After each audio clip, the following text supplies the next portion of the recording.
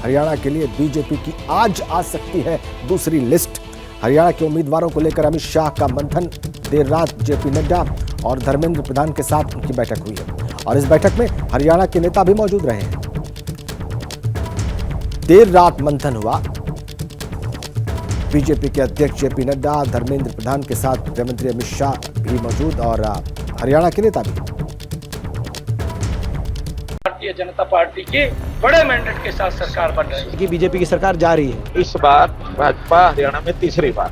भाजपा हरियाणा का चुनाव पूरी तरीके से हारेगी।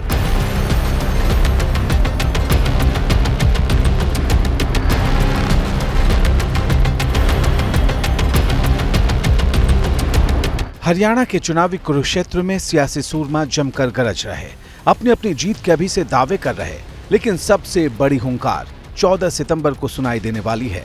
इस दिन प्रधानमंत्री नरेंद्र मोदी कुरुक्षेत्र से करेंगे हरियाणा के लिए अपनी चुनावी रैलियों की शुरुआत।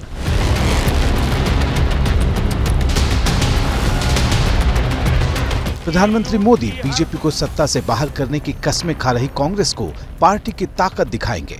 इस बीच राज्य की सियासत में गठबंधन के गणित पर अब धीमा गुनाभाग चल रहा। आम आदमी पार्टी और कांग्रेस में गठबंधन का चैप्टर फाइनली क्लोज तो नहीं हुआ, लेकिन आम आदमी पार्टी की तरफ से उम्मीदवारों की लिस्ट जारी करने से गठबंधन वाली चर्चा में ट्विस्ट आ गया। आपकी पहली लिस्ट में 20 उम्मीदवारों के नाम हैं। इनमें 11 सीटें ऐसी हैं जहां कांग्रेस ने पहले से प्रत्याशी उतार रखे हैं। जाहिर है अलायंस की संभावना सवालों में है। कि हम अपने राष्ट्रीय नेतृत्व के आदेश पे काम करते हैं, क्योंकि हम एक मजबूत विकल्प हैं। आम आदमी पार्टी 90 सीटों के ऊपर अपना चुनाव लड़ेगी और पूरी ताकत के साथ चुनाव लड़ेगी। नामांकन की तारीख 12 सितंबर तक की है। ऐसे में उम्मीदवारों के नाम की घोषणा को लेकर कम वक्त बचा है। देखिए 12 तारीख तक ही नॉमिनेशन होना है, समय बहुत कम बचा है। हम लोग अपनी लिस्ट, पहली लिस्ट जारी कर चुके हैं और दूसरी लिस्ट भी जल्दी आ जाएगी। मजबूती के साथ चुनाव लड़ेंगे। अब इस पर कांग्रेस क्या कह रही है, ये सुन लेना भी यहाँ दिलचस्प है। बातचीत चल रही है, लेकिन क्या होता है, राजनीतिक दल अपने अपने हित में अपने कदम आगे बढ़ाते हैं। कांग्रेस ने अब तक 90 में से 41 सीटों पर उम्मीदवारों के नाम का ऐलान कर दिया है। कांग्रेस उम्मीदवारों में रेसलर विनेश फोगाट सबसे ज्यादा चर्चा में है। राजनीति के अखाड़े में भले ही विनेश नहीं हो, लेकिन सियासी दंगल के दांव पेच तेजी से सीख रही। कुश्ती से जुड़े विवाद और बृजभूषण शरण सिंह पर लगाए गए आरोपों को लेकर वो अब भी मुखर है। धारणा बदलने की एक लड़ाई है ना सर, यही तो बदलने के लिए आ रहे हैं। वो लड़ाई हमने छोड़ी नहीं, उस लड़ाई में हमने हार नहीं मानी है। हमने लड़ी है, लड़ रहे हैं और मरते दम तक लड़ेंगे। जब तक ये लड़ाई खत्म नहीं होगी ना, तब तक तो हम नहीं।